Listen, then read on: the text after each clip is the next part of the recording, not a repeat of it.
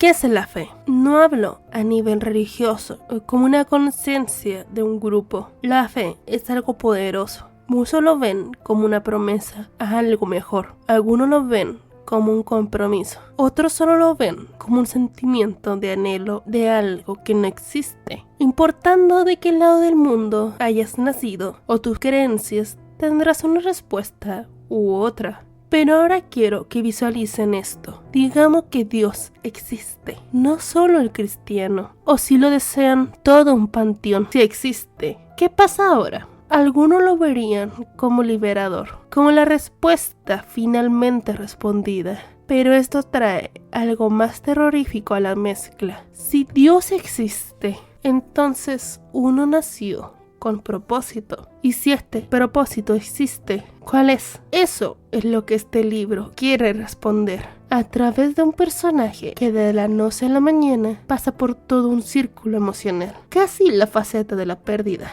Pero en vez de que con una persona es con la pérdida del ateísmo, de cómo la gran cruzada llega a su fin y las consecuencias que esto trae. Así que yo soy su arlequín de internet y veamos cómo fue este viaje de encontrar la fe.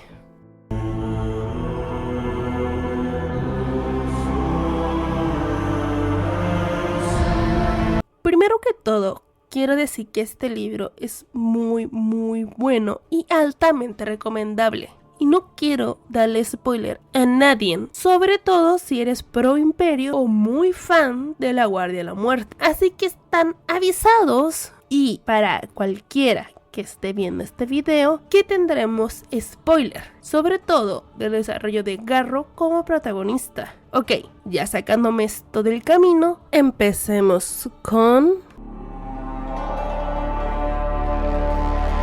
Si vieron mis anteriores videos o ya han leído los 3 primeros libros, saben que la Guardia de la Muerte, aunque referenciada sobre todo en Galaxia en Llamas, era más como un punto a final de página. Y sí, conocíamos a Garro y a Mortarion, pero a nadie más. Y se entiende, era el inicio, teníamos que ver a los lobos lunares, después hijos de Horus, porque eran los únicos que en el Milenio 41 no están activos, o mejor dicho que ya ni existen. Pero es curioso que recién en el 4º libro vemos más de otras legiones, pero amo cómo lo muestran, porque vemos la legión desde adentro en todas sus facetas, desde los astartes, desde los héroes, su primarca y hasta los candidatos que no lo lograron. Amo que veamos todo muy crudo, incluso diría que hasta privado. Ahora, aunque este libro sí es de Garro como personaje y su desarrollo, el autor no pierde página en mostrarnos más de esta legión. Empezando con Mortarion, el Señor de la Muerte, que te hace tenerle genuino miedo a cómo lo describen, ya que lo describen como un fantasma que aparece sin sonido detrás de sus enemigos, tal cual como la parca, pero a su vez vemos que es muy sereno, incluso diríamos que político, hablando como la relación de los primarcas es más una jerarquía política y que todos necesitan jugar un papel. En otras palabras, él no actúa así de borde solo porque le da la gana, sino porque es lo que se espera de él. Y cómo hay una clara mala relación entre los nacidos de Terra y los nacidos de Barbarus. Esto reflejando en una clara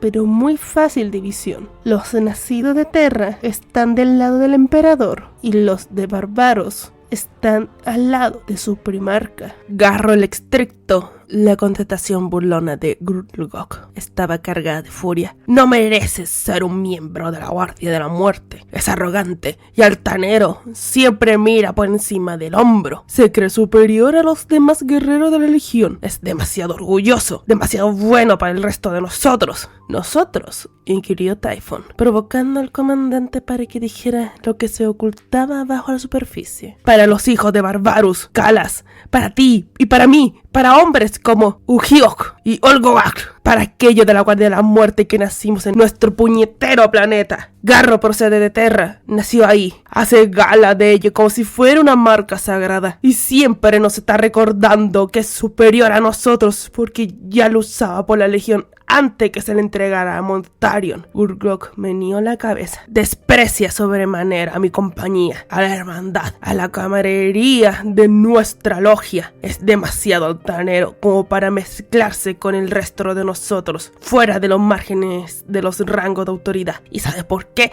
Porque ese preciado aderezo de nacimiento es lo único que posee. Si no se hubiera visto favorecido por el emperador con esa maldita coraza con el águila que lleva puesta, ni siquiera le permitiría besarme el borde de la capa. Pero, ¿no es propio Mortarion un nativo de Terra?, inquirió Typhon, con sonrisa taimada, en un claro desafío a Gurglock para que se atreviera a más. El lugar de nacimiento del primarca fue Barbarus, insistió el comandante, mordiendo hacia el anzuelo. Él es y siempre será uno de los nuestros. Esta legión pertenece en primer lugar al Señor de la Muerte y después al Emperador. Alguien debería recordarle eso a Garro, no alabarlo de un modo que no se merece. Jamás me atrevería a hacer algo así, pero quiero hacerte una pregunta. ¿Hasta dónde llegarías por esa lealtad que dices sentir por Mortarion? Hasta las puertas del infierno, y a cruzarlas si él me lo ordenara. La respuesta de Gurglock fue inmediata y enfática. Typhon lo observó con atención.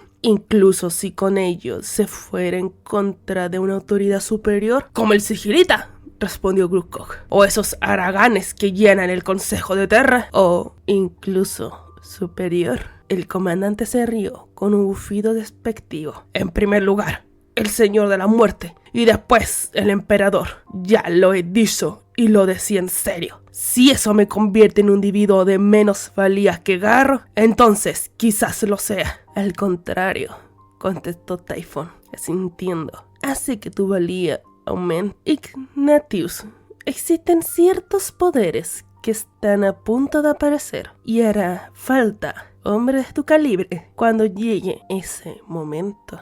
La Legión tiene mucho desarrollo que ofrecer, pero digamos que este es solo el inicio de su desarrollo y supuesta caída al lado del caos. Pero esto no será ni lo último que veremos de la Legión. Aún no. Pero para hablar del caos, también tenemos que hablar de...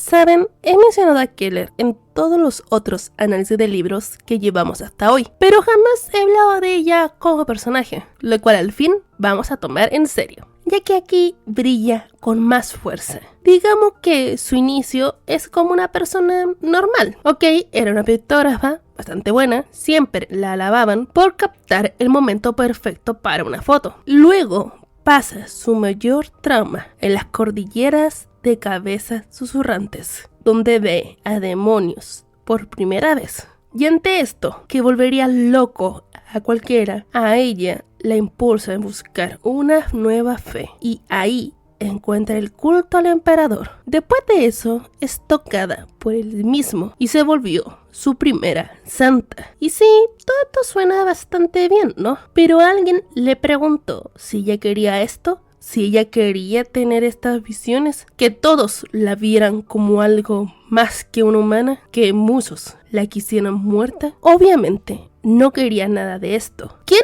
quería este peso en su alma? Pero Keller es la definición de una persona estoica, que antes que muchos idiotas tomaran este término para vender clases de autoayuda, que es una estafa, significaba una corriente filosófica donde Heráclito nos habla del destino, cómo este cambia y uno debe de aceptarlo, sea cual sea este. Es que a ella le tocó esta carga y sabe que es importante. Podría dejarla, podría sacársela de los hombros y volver a ser una mujer simple, pero ella sabe que si este destino le tocó, debe de llevarlo, sea lo que ella quiera o no. Ella seguirá con esta carga, será la guía de muchos. Ella sabe lo que muchos la ven como una loca, una mujer frágil, e incluso como una falsa, pero ella no necesita esta validación externa. Ella es guiada por el emperador y con eso es suficiente. Pero ¿será suficiente en esta guerra? Solo falta tener fe.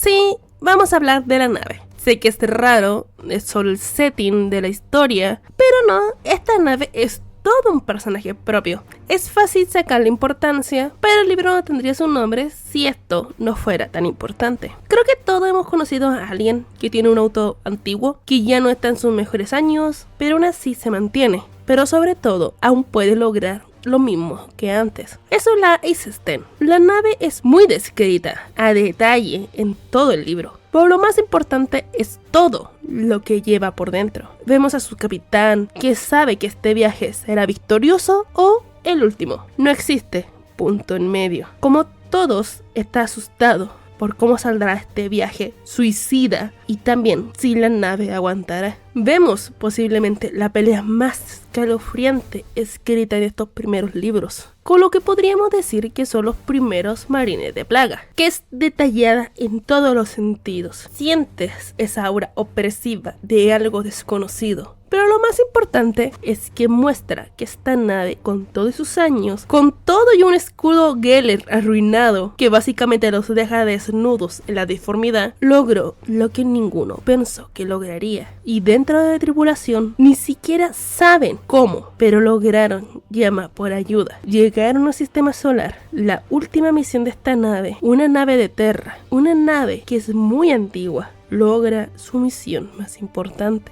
Tal vez a destino, sea guía divina o un milagro, como se llamaría, pero lo lograron, siendo esta nave que llevaba a la persona más importante del momento. Estoy hablando de...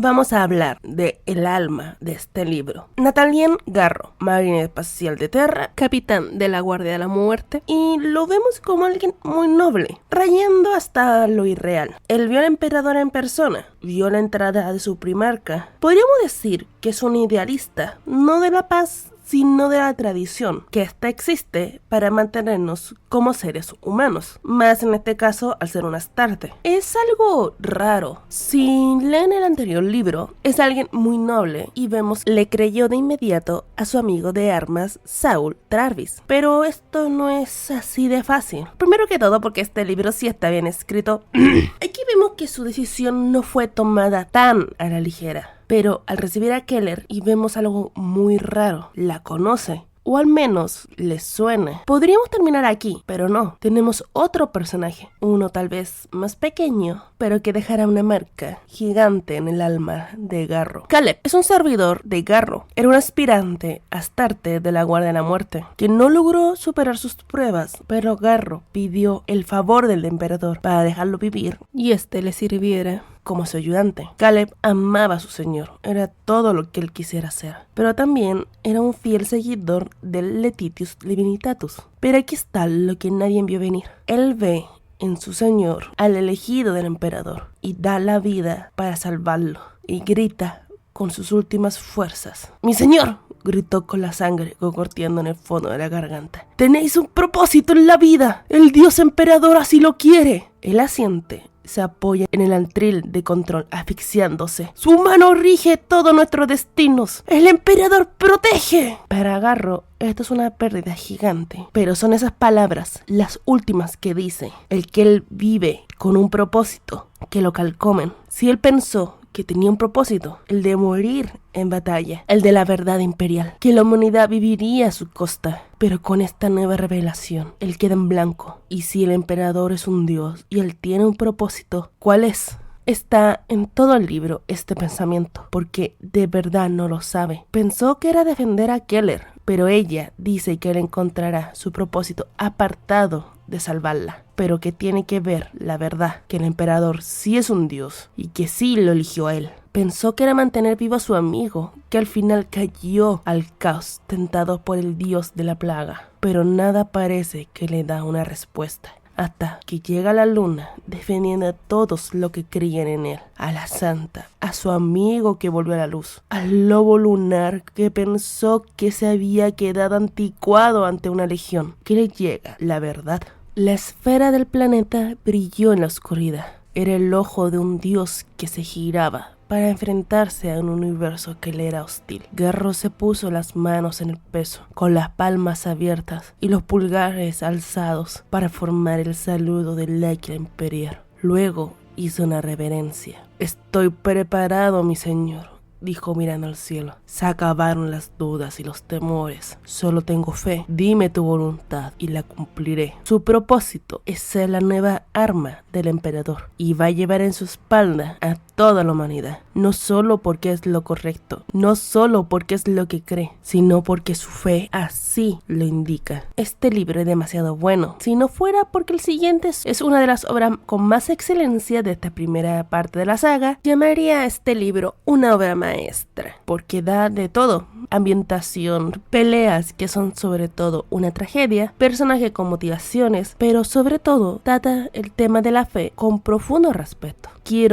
Necesito hablar más de este libro, pero a su vez no quiero que la gente solo vea el video y ya. Quiero que más gente lo lea, sobre todo si eres fan del Imperio. Este libro es obligatorio, sobre todo si eres fan de la Guardia de la Muerte, donde vemos a su legión de manera tan profunda, de dónde salió todo, cómo esto repercute hasta la actualidad. Ya terminando este libro, entramos en lo que llamaría los libros de legiones. De aquí en adelante ya no todo es tan unido como en estos primeros 4 libros, pero habla más de las legiones, del Imperio de Milenio 31 y los primarcas como personajes. Así que cada libro será más analizado como una pieza individual que en un conjunto, obviamente salvando la distancia del libro que sean secuelas directas de otro. Este es el momento donde la energía toma total forma, como una saga donde detallarán todo, absolutamente todo. Pero llegaremos ahí en su respectivo momento. Porque soy su Arlequín de internet, espero que todos tengan una buena noche.